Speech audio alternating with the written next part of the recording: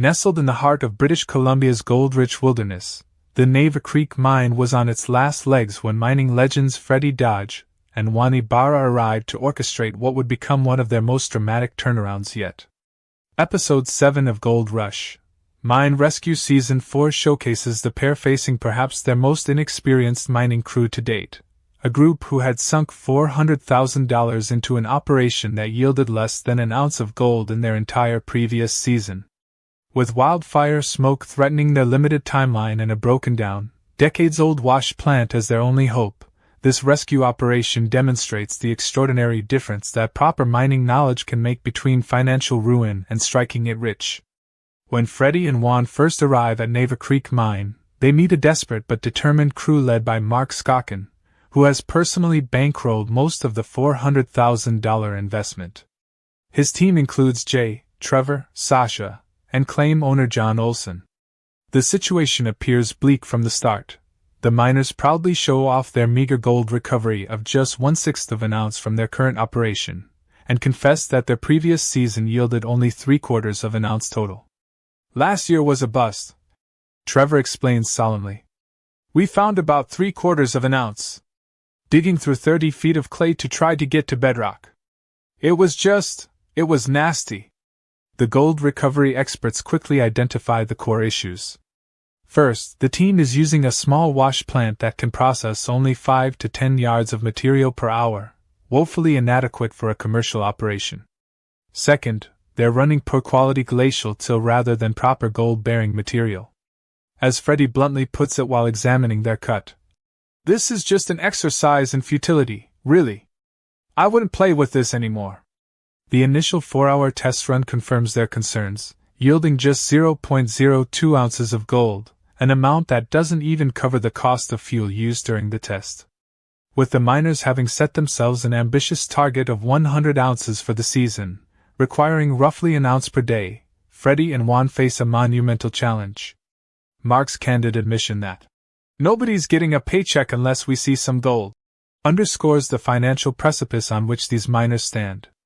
The rescue specialists formulate a bold plan: resurrect an old Trommel wash plant that's been sitting and used on the property for decades.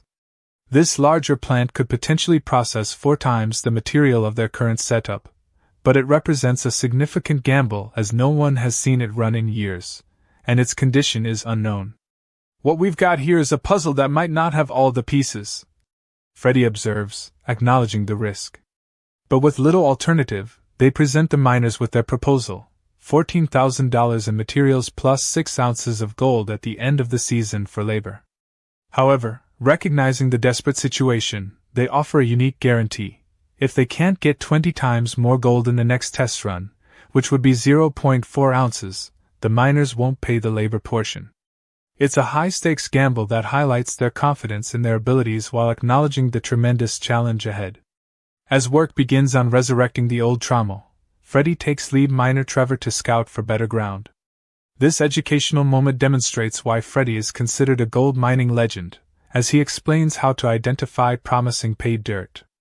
"I can see right now this has got a really rounded rock in it, so that's a good sign," Freddy explains while examining material near an ancient creek bed. He teaches Trevor how rounded rocks indicate water erosion, potentially leaving behind concentrated gold.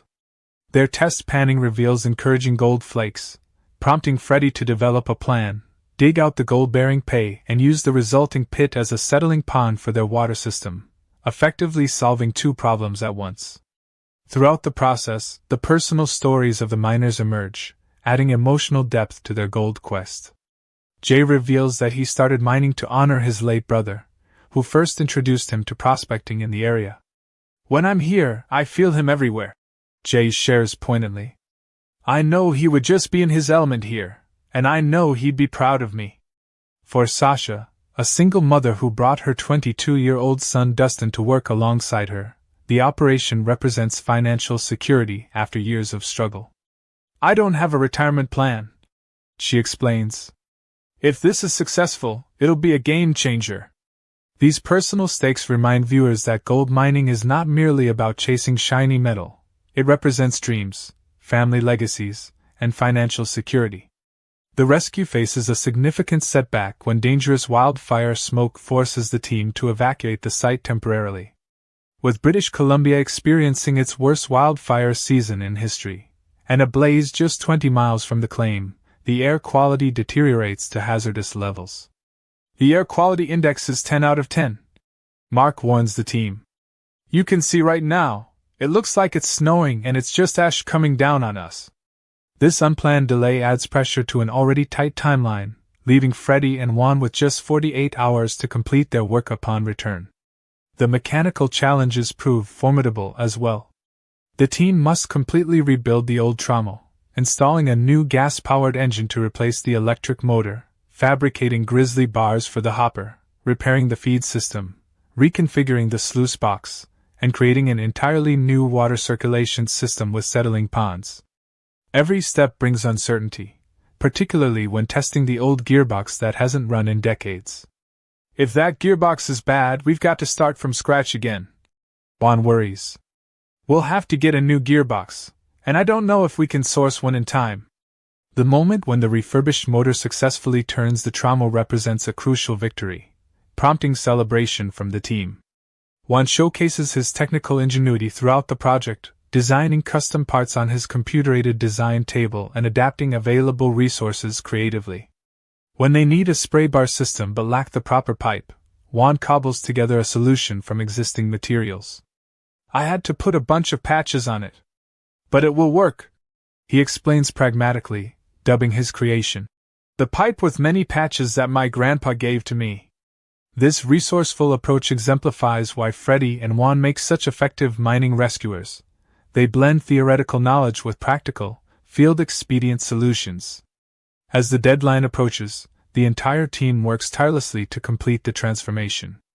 The miners dig out the new pond system while Freddy's reinforcements, mining specialists Travis and Alex who've assisted on previous rescues, help with technical aspects of the rebuild. The most dramatic moment comes when the 2,000-pound hopper must be lifted into place, and one of the 4 chains becomes unhooked during the maneuver, requiring quick thinking to prevent an accident. The precision required is evident as Travis guides the installation. For the hopper to feed correctly, the square pillars must insert vertically into matching pockets on the frame. With just hours remaining, the newly refurbished plant is finally positioned and connected, albeit without time for testing before Freddy and Juan's departure deadline. The massive improvement is obvious. The new system can process 40 yards per hour instead of 10, features proper gold-catching riffles in the sluice box, has adequate water flow, and runs material from a promising cut rather than worthless glacial till. Yet the ultimate question remains, will it actually catch gold? The final test run represents the moment of truth. Over 4 hours, the plant processes 80 yards of material, 4 times what the smaller plant could handle. Despite the improvement in material volume, both Freddy and Juan express concern when examining the sluice during cleanup. When I looked in that sluice box, my heart sank, Freddy admits. Juan agrees. Mine too. Their worry is justified. If they failed to reach the 20x improvement goal, it would not only cost them their labor payment but, more importantly, indicate that the miners' dream of reaching 100 ounces remains unattainable. The tension breaks when the final weigh-in reveals 0.49 ounces, nearly half an ounce and well beyond the 20x goal. Dang! Near to a half an ounce, Freddy declares with evident relief. As far as I'm concerned, that's a half ounce. This impressive result means the miners could realistically achieve their target of an ounce per day, putting them on course for their 100-ounce season. The celebration is heartfelt, with Mark expressing profound gratitude. You guys take care. Thank you. Thank you so much. The episode concludes with a follow-up video from the miners after the season ends. With snow beginning to fall, they joyfully announce their final total, 117.3 ounces, exceeding their 100-ounce goal. Freddy, Juan, you nailed it. You crushed it with us, they proclaim. This remarkable achievement transforms their operation from a money-losing gamble into a viable business, allowing them to return the following season. Their success serves as a powerful testament to the difference that proper mining knowledge, equipment, and techniques can make. Perhaps the most valuable aspect of Freddy and Juan's rescue wasn't just the mechanical improvements, but the knowledge transfer.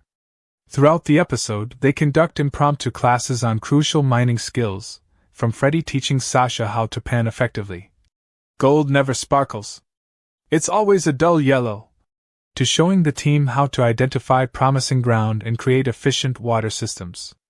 The miners dubbed this experience the University of Gold by Freddy and Juan, acknowledging that these skills will serve them long after the rescue team departs. What makes this episode particularly compelling is the transformation of complete novices into potentially successful miners.